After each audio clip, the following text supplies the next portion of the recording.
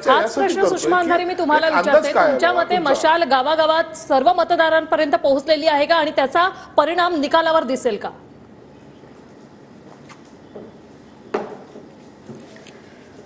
चिन्ह पोचलं की नाही यावर आम्ही आमचा एक अंतर्गत सर्वे घेतलेला होता आणि हा सर्वे काही सामाजिक संस्थांनी केला होता।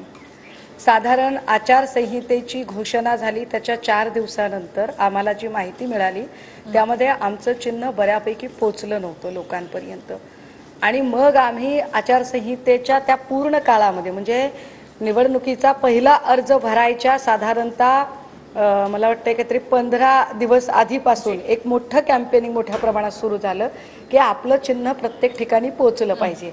त्यात निवडणूक आयोगाने आणि सगळ्याच स्वायत्त यंत्रणांनी आमच्यासोबत जेवढं वाईट करायचं होतं तेवढं केलं होतं।